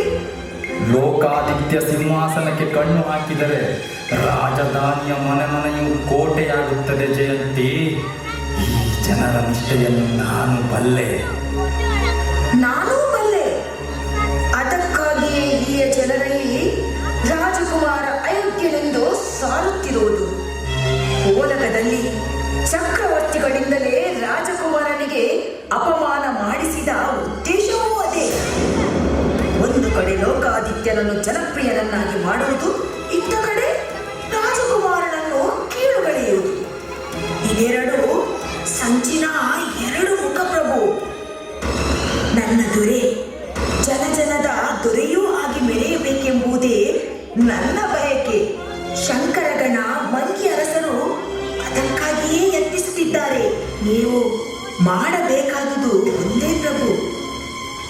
ಏನು ಜಯಂತಿ? ಅವರಿಗೆ ನೆರವಾಗಿ ನಿಲ್ಲುವುದು. ಅಷ್ಟು ಮಾಡುತ್ತೀರಾ ಪ್ರಭು? ನಿನ್ನ ಮಾತಿಗೆ ಎದುರುಂಟೆ ಜಯಂತಿ. ಆ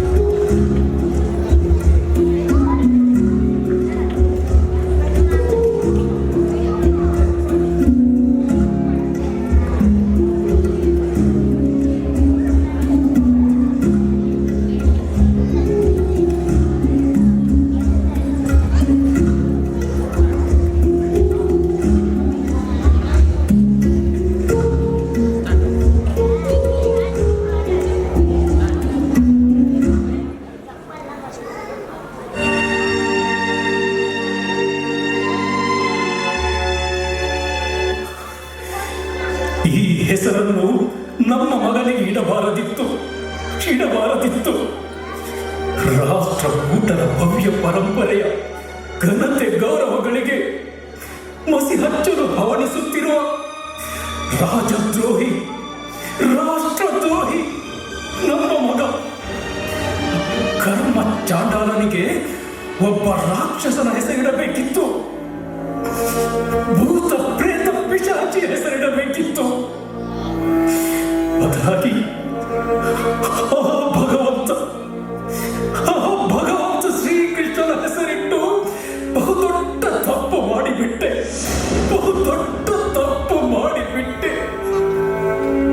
ಸಮಾಧಾನ ಚಕ್ರವರ್ತಿಗಳಾದ ನೀವು ಈ ಸಂದಿಗ್ಧ ಸಮಯದಲ್ಲಿ ಸಂಯಮದಿಂದಿರುವುದೇ ಸೂಕ್ತ. ಯಾವ ಸಂಯಮ ಬಂಕರಸರೇ? ದೂರದ ವನವಾಸಿಯಲ್ಲಿರುವ ನಿಮಗೆ ನಮ್ಮ ರಾಜಕುಮಾರ ಕೃಷ್ಣನ ದುರಹಂಕಾರ, ದುರ್ನೀತಿ, ದುರ್ನಡತೆಯ ಬಗ್ಗೆ ಹೆಚ್ಚು ತಿಳಿದಿಲ್ಲವಷ್ಟೇ. ಇಲ್ಲ ಮಹಾಪ್ರಭು, ಇಲ್ಲ. ನಿಮ್ಮ ಕೃಪಾಶ್ರಯದಲ್ಲಿ ಬೆಳೆಯುತ್ತಿರುವ ನನ್ನ ಮಗ ಲೋಕಾದಿತ್ಯನು ರಾಜಕುಮಾರ ಕೃಷ್ಣನ ಬಗ್ಗೆ ಏನನ್ನೂ ತಿಳಿಸಲಿಲ್ಲ. ಈಗ 6 ತಿಂಗಳ ಹಿಂದೆಯಷ್ಟೇ ನಮ್ಮನ್ನು ಭೇಟಿಯಾಗಲು ಬನವಾಸಿಗೆ ಬಂದಿದ್ದ. ಲೋಕಾದಿತ್ಯ ಆಗ ನಿಮ್ಮ ಕುಮಾರ ಕೃಷ್ಣನನ್ನು ಕುರಿತು ಕೊಂಡಾಡಿದನೇ ಹೊರತು ಯಾವ ವಿಚಾರವನ್ನು ತಿಳಿಸಲಿಲ್ಲ. ಈಗ ರಾಜ್ಯದಾದ್ಯಂತ ಸಿಂಹಾಸನಾಧೀಶ್ವರನಾಗಿ ಮೆರೆಯುವ ದುರಾಸೆಯಿಂದ ನಿಮ್ಮ ಕುಮಾರ ನಿಮ್ಮ ಮೇಲೆ ಬಂಡೆದ್ದು ಯುದ್ಧ ಹೂಡುವುದಕ್ಕೆ ಸಿದ್ಧತೆ ನಡೆಸುತ್ತಿದ್ದಾನೆ ಎಂಬ ವಿಷಯ ತಿಳಿಯುತ್ತಲೇ 20,000 ಸೈನಿಕರ ಸೇನೆಯೊಡನೆ ನಿಮಗೆ ಸೇವೆ ಸಲ್ಲಿಸಲು ಓಡೋಡಿ ಬಂದಿದ್ದೇನೆ ಪ್ರಭು. ಮುಂದಿನ ಕಾರ್ಯಾಚರಣೆಯ ಬಗ್ಗೆ ಅಪ್ಪಣೆಯಾಗಬೇಕು. ನೀವು ನಮ್ಮ ಮೇಲಿಟ್ಟಿರುವ ಸ್ನೇಹ ನಮ್ಮನ್ನು ಮೂಕರನ್ನಾಗಿಸುತ್ತಿದೆ. ರಾಷ್ಟ್ರಕೂಟರು ಹಾಗೂ ರಾಷ್ಟ್ರದ ಬಗ್ಗೆ ನಿಮಗಿರುವ ಅಭಿಮಾನದಲ್ಲಿ ಒಂದೇ ಒಂದು ಅಂಶವನ್ನು ನಾನು ನನ್ನ ಮಗನಲ್ಲಿ ಕಾಣಲಿಲ್ಲವಲ್ಲ. ಬಂಕರಸರೇ, ಇದೆಂತ ವಿಪರ್ಯಾಸ! ಅಷ್ಟೊಂದು ನಿರಾಶರಾಗಬೇಡಿ ಮಹಾಪ್ರಭು. ಸಂಚುಕೋರರ ಮಾತನ್ನು ನಂಬಿರುವ ರಾಜಕುಮಾರ ಕೃಷ್ಣರ ಬುದ್ಧಿ ಕೊಂಚ ಹಿಂದು ಮುಂದಾಗಿರುವುದಷ್ಟೇ. ಹಿಡಿದು ಬುದ್ಧಿ ಹೇಳಿದರೆ ಈಗಲೂ ಸರಿ ಹೋದಾರು. ನಿಮಗೆಲ್ಲೋ ಭ್ರಮೆ. ರಾಷ್ಟ್ರಕೂಟದ ಆಜನ್ಮ ವೈರಿಗಳಾಗಿರುವ ಆ ಗಂಗರೊಡನೆ ಸ್ನೇಹ ಸಂಪರ್ಕ ಬೆಳೆಸಿ ಅವರ ಸಹಾಯವನ್ನು ಯಾಚಿಸಿ ನಮ್ಮ ಮೇಲೆ, ಅಂದರೆ ತನ್ನ ರಾಜ್ಯದ ಮೇಲೆಯೇ ದಂಗೆ ಏಳಲು ಬಯಸುತ್ತಿರುವ ಆ ವಂಶ ವಿನಾಶಕ ಕರ್ಮ ಚಾಂಡಾಲ ಕೃಷ್ಣನ ಸೊಕ್ಕನ್ನು ಮುರಿದು ಹುಟ್ಟಡಗಿಸದ ಹೊರತು ನಾವು ನಿದ್ರಿಸುವುದಿಲ್ಲ. ಪ್ರಭು, ಇದು ಸಂದಿಗ್ಧ ಸಮಯ.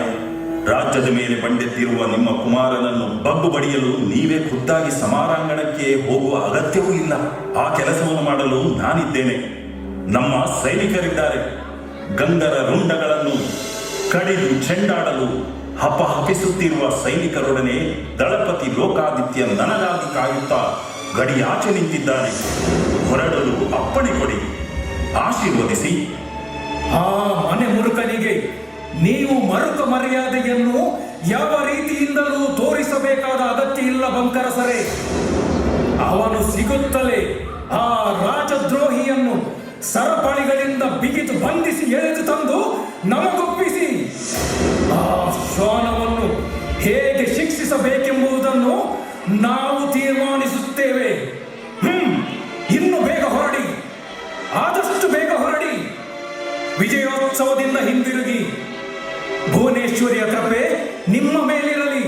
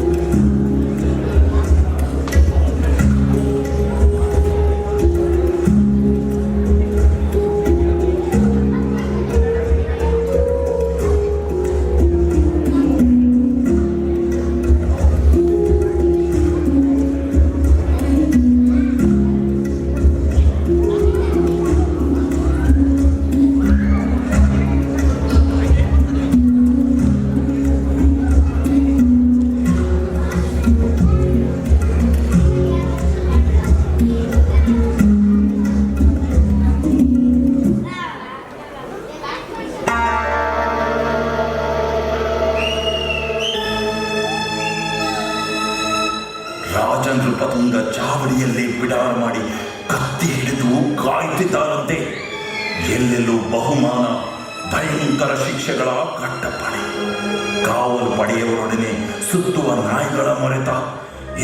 ಇನ್ನು ನಾವು ರಾಜಧಾನಿಯಲ್ಲಿ ಕ್ಷೇಮವಾಗಿ ಬದುಕುವುದೇ ಅಸಾಧ್ಯ. ಜಯಂತಿ, ಏನ್ ಮಾಡೋಣ? ರಾಜಕುಮಾರ ನಮ್ಮೊಡನೆ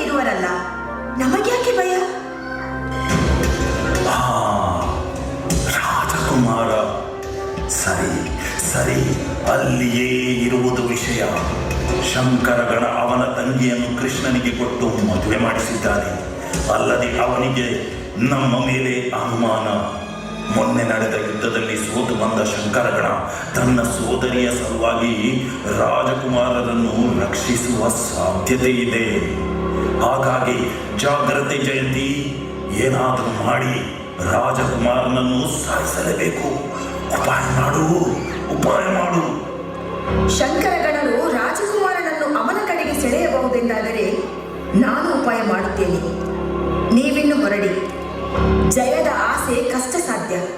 ಬಂಕರಸರ ಸೈನ್ಯ ಯಾವ ಸಮಯಕ್ಕೂ ನಮ್ಮಲ್ಲಿ ಬರಬಹುದು. ಸರಿ, ನಾನಿನ್ನು ಹೊರಡುತ್ತೇನೆ. ಯಾರಿಗೂ ಹೇಳಬೇಡ. ರಾಜಕುಮಾರನಿಗೆ ಏನಾದರೂ ಉಪಾಯ ಮಾಡು.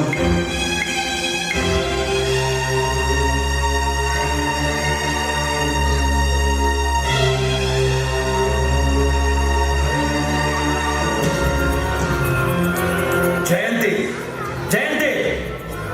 ಯಾರು? ಶಂಕರಗಣರು ರಾಜಕುಮಾರರು ಒಟ್ಟಿಗೆ. ಬಹುದಿನಗಳ ನಂತರ ನನ್ನ ನೆನಪಾಗಿತ್ತು. ನಿನ್ನ ನೆನಪಿಗೆ ಇಲ್ಲಿ ಬಂದದ್ದಲ್ಲ, ನನ್ನಿಂದಲೇ ರಾಷ್ಟ್ರಕೂಟ ರಾಜ್ಯದ ನಿರ್ಮೂಲ ಮಾಡಿಸುವ ಆ ನಿನ್ನ ಮಂಗಿಯರಸನ ಉಪಾಯಕ್ಕೆ ಒಂದು ದಾರಿ ತೋರಿಸಲು ಬಂದಿದ್ದೇನೆ. ಮಂಗಿಯರಸರು ಬಾರದೆ ಬಹುದಿನಗಳು ಕಳೆದವು ರಾಜಕುಮಾರರೇ. ಶಂಕರಗಣರೇ, ನೀವಾದರೂ ಹೇಳಬಾರದೆ? ನಾನು ಯಾವುದನ್ನೂ ಅರಿಯದ ಮುದ್ದೆ. ಸುಮ್ಮನೆ ನಿಂತಿರುವರಲ್ಲ. ಕುಳಿತುಕೊಳ್ಳಿ. ಏನಾದರೂ ಕುಡಿಯಲು ಬಂದಿರುವವರಲ್ಲ, ಕಡಿಯಲು ಬಂದಿರುವವರು. ಆ ಮಂಗಿಯ ರಸ ಸಿಗಲಿ, ಆಮೇಲೆ ನಿನ್ನನ್ನು ನೋಡಿಕೊಳ್ಳುತ್ತೇನೆ. ಅದೆಲ್ಲ ಇರಲಿ. ಬಿಸಿ ಬಿಸಿ ಪಾಯಸ ಮಾಡಿದ್ದೇನೆ, ಕುಡಿದು ಹೋಗುವಿರಂತೆ. ಸ್ವಲ್ಪ ನಿಲ್ಲಿ. ಇವಳ್ಯಾಕೋ ವಿಚಿತ್ರವಾಗಿ ಮಾತನಾಡುತ್ತಿದ್ದಾಳೆ ನೋಡು.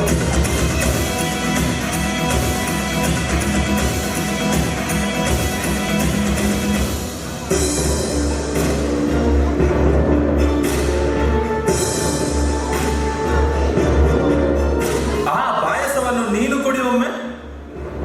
ಯಾಕೆ ಶಂಕರಗಣರೇ?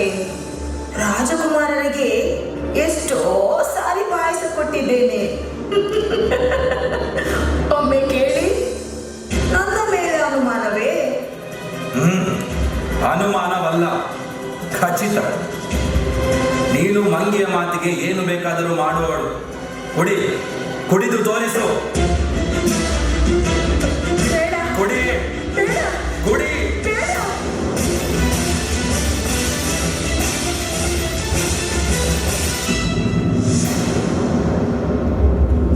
ನೋಡಿದಿರ ರಾಜಕುಮಾರರೇ, ಇವರ ಆಲೋಚನೆಯನ್ನು.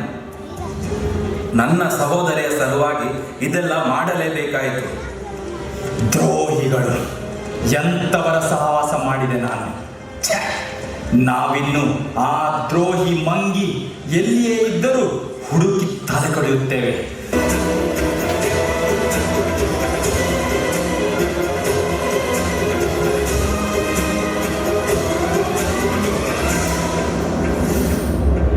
ಏನಿದು ಶಂಕರಗಣರೇ, ನನ್ನನ್ನು ಯಾಕೆ ಹಿಡಿದಿದ್ದೀರಿ? ರಾಜಕುಮಾರರೇ, ನೀವು ಹೋದರೆ ನನ್ನ ಸೋದರಿಗೆ ಯಾರು ಗತಿ? ನೀವು ಇಲ್ಲೇ ಇರಿ. ನಾನು ಹೋಗಿ ಬಂಕರಸರ ಸೈನ್ಯ ಎದುರಿಸುತ್ತೇನೆ. ಮಂಗಿ ಸಿಕ್ಕರೆ ಅವನ ರುಂಡ ಚೆಂಡಾಡುತ್ತೇನೆ.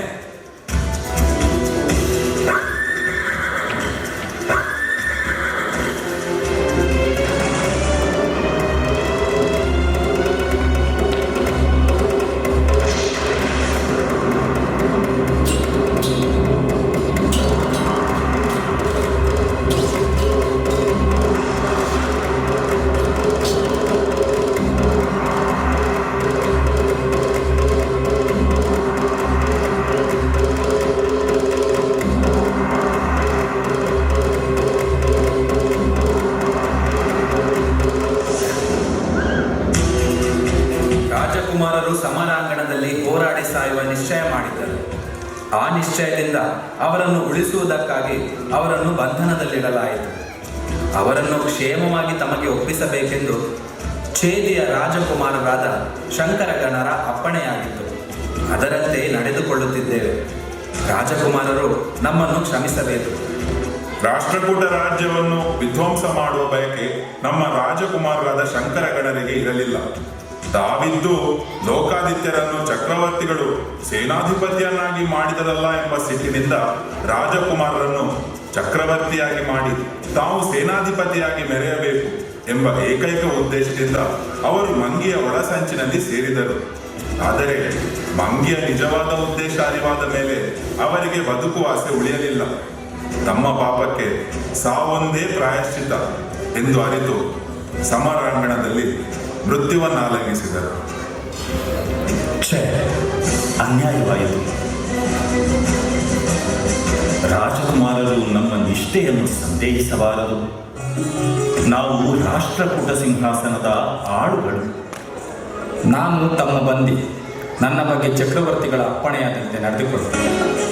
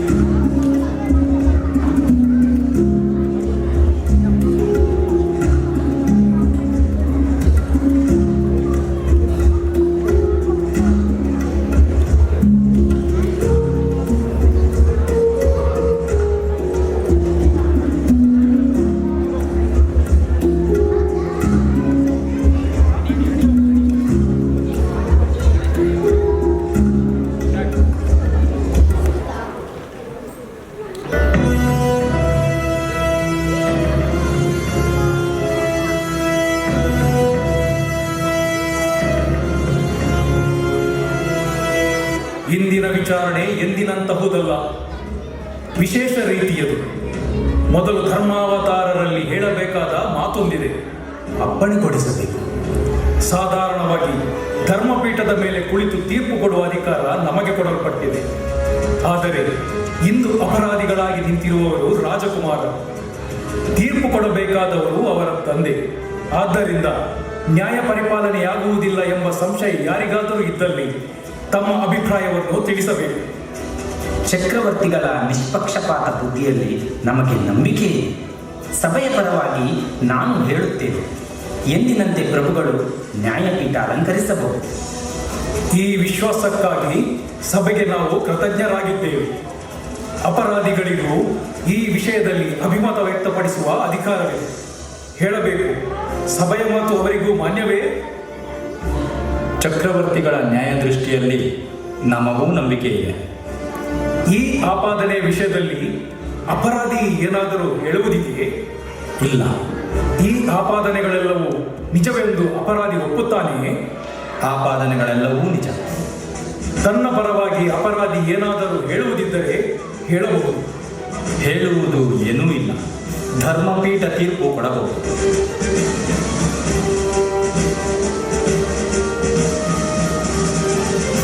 ತುಂಬಾ ಸಂತೋಷ. ಅಧಿಕಾರಿಗಳು ಹೇಳಿದುದನ್ನು, ಅಪರಾಧಿ ಹೇಳಿದುದನ್ನು ಎರಡನ್ನೂ ಸಭೆ ಕೇಳಿದೆ. ಅಪರಾಧಿಯ ಮೇಲೆ ರಾಜ್ಯ ದ್ರೋಹದ, ರಾಜ್ಯದ ವಿರುದ್ಧ ಬಂಡಾಯ ಹೂಡಿದ ಅಪರಾಧಗಳು ಹೇರಲ್ಪಟ್ಟಿವೆ. ಎರಡು ಬಹು ಗುರುತರವಾದ ಅಪರಾಧದ ಆಪಾದನೆಗಳು. ಅಪರಾಧಿ ಆ ಆಪಾದನೆಗಳು ನಿಜವೆಂದು ಒಪ್ಪಿಕೊಂಡಿದ್ದಾನೆ. ಹಾಗಾಗಿ ಧರ್ಮಶಾಸ್ತ್ರಗಳ ರೀತಿಯಾಗಿ ವಿಧಿಸಲ್ಪಟ್ಟಿರುವ ಶಿಕ್ಷೆ ಮರಣದಂಡನೆ. ನ್ಯಾಯಪೀಠದ ತೀರ್ಪಿನ ಬಗ್ಗೆ ಯಾರಿಗಾದರೂ ಏನಾದರೂ ಹೇಳುವುದಿದೆಯೇ? ನ್ಯಾಯಪೀಠಕ್ಕೆ ವಂದನೆ. ಸಭೆ ತೀರ್ಪನ್ನು ಕೇಳಿ ಕೊಂಚ ಕಳವಳಗೊಂಡಂತಿದೆ. ಆದರೆ ಅದಕ್ಕೆ ಕಾರಣವಿಲ್ಲ. ತೀರ್ಪು ನ್ಯಾಯಬದ್ಧವಾಗಿದೆ. ಈ ತೀರ್ಪು ನನ್ನ ಮೇಲೆ ಮಹದಾನುಗ್ರಹ. ರಾಜಪುತ್ರನಾಗಿ ನಾನು ಪ್ರಜೆಗಳಿಗೆ ಎರಡು ಬಗೆದೆ. ಸಿಂಹಾಸನದ ಮೇಲಿನ ಆಸೆಯಿಂದ ಅದಕ್ಕೆ ದ್ರೋಹ ಬಗೆಯಲೆತ್ನಿಸಿದೆ. ಇಂದಿನ ಪರಿಸ್ಥಿತಿಯಲ್ಲಿ ಸಾವು ನನಗೆ ಸ್ವಾಗತಾರ್ಹ. ಮರಣದಂಡನೆಯನ್ನು ವಿಧಿಸದಿದ್ದರೆ, ಬದುಕಿರಬೇಕೆಂಬ ಭಯಂಕರವಾದ ಶಿಕ್ಷೆಯನ್ನು ವಿಧಿಸಿದ್ದರೆ, ಪಾಪದ ಅರಿವಾದ ನಾನು ಮುಖವೆತ್ತಿ ತಿರುಗಾಡುವ ಬಾಳು ದುರ್ಬರವಾಗುತ್ತಿತ್ತು. ಹಾಗಾಗಿ ನ್ಯಾಯಪೀಠಕ್ಕೆ ಋಣಿಯಾಗಿದ್ದೇನೆ. ಸಭೆಯಲ್ಲಿ ನನ್ನದೊಂದು ಪ್ರಾರ್ಥನೆ, ಕೆಟ್ಟ ಕನಸಿನಂತೆ ನನ್ನನ್ನು ಮರೆತು ಬಿಡಿ. ರಾಷ್ಟ್ರಕೂಟ ರಾಜ್ಯಕ್ಕೆ ವಿಜಯವಾಗಲಿ, ರಾಷ್ಟ್ರಕೂಟ ರಾಜ್ಯ ಚಿರಾಯುವಾಗಲಿ. ಲಕ್ಷ್ಮಿ, ನಿನ್ನ ಮಗ ನರಿಯಾಗಲಿಲ್ಲ. ಇದೊಂದಕ್ಕೆ ಹೆಮ್ಮೆ ಪಡು ಲಕ್ಷ್ಮಿ, ಹೆಮ್ಮೆ ಪಡು.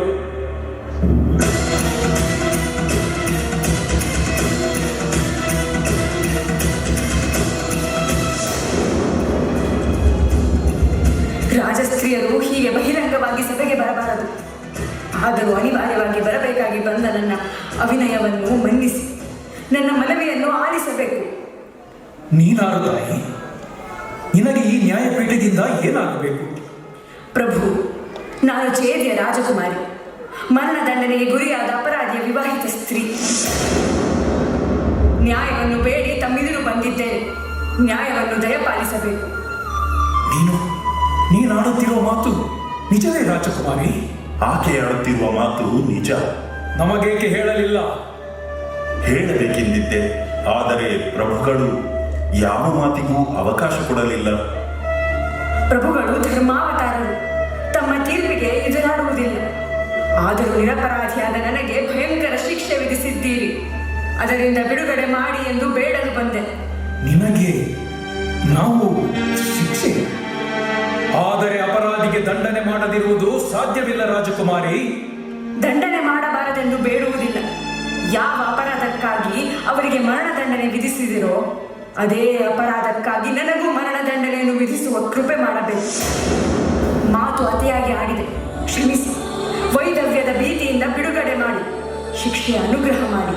ನೀನಾಡುವುದು ಕುಲಸ್ತ್ರೀಗೆ ಸಹಜವಾದ ಮಾತು ರಾಜಕುಮಾರಿ, ಧನ್ಯ ನೀನು.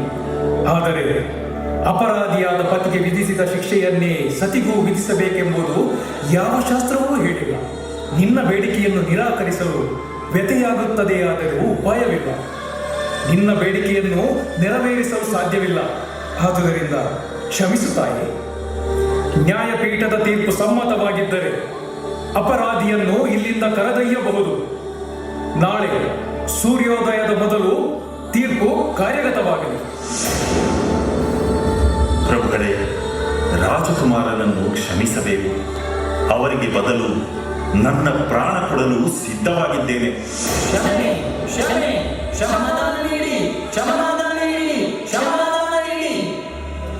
ಬಂಕರಸರು ಅಪರಾಧಿಗಾಗಿ ಪ್ರಾಣ ಕೊಡುತ್ತೇವೆ ಎನ್ನುತ್ತಾರೆ. ಅವರ ಔದಾರ್ಯ, ಕರುಣೆ ಅಭಿನಂದನೀಯವಾದುದು. ಆದರೆ ಒಬ್ಬರ ಅಪರಾಧಕ್ಕೆ ಇನ್ನೊಬ್ಬರಿಗೆ ಶಿಕ್ಷೆ ವಿಧಿಸಿ ತೃಪ್ತವಾಗುವ ಅಧಿಕಾರ ನಮಗಿಲ್ಲ. ಆದುದರಿಂದ ಬಂಕರಸರು ಮನ್ನಿಸಬೇಕು. ಪ್ರಜೆಗಳು ರಾಜಕುಮಾರನ ಮೇಲಿನ ಅಭಿಮಾನದಿಂದ ನ್ಯಾಯಕ್ಕೆ ಅಡ್ಡ ಬರಬಾರದೆಂದು ಬೇಡುತ್ತೇವೆ.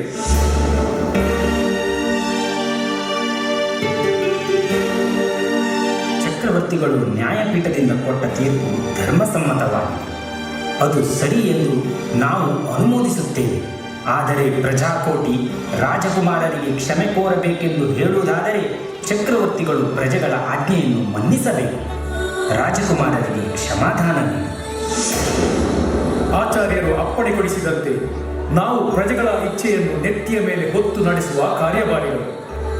ಕ್ಷಮಾದಾನವೇ ಅವರಿಚ್ಛೆಯಾದಲ್ಲಿ ಹಾಗಾಗಲಿ. ಪ್ರಜೆಗಳ ಅಭಿಮಾನದಿಂದ ಇಂದು ರಾಜಪುತ್ರರಿಗೆ ಪುನರ್ಜನ್ಮವಾಗಿದೆ. ಅವರು ಈ ಪ್ರೇಮಕ್ಕೆ ಪಾತ್ರವಾಗುವಂತೆ ಬದುಕಲೆಂದು ಬಯಸುತ್ತೇನೆ. ಪ್ರಜಾಕೋಟಿಯ ಪ್ರೇಮ ಸಾರ್ಥಕವಾಗಲಿ.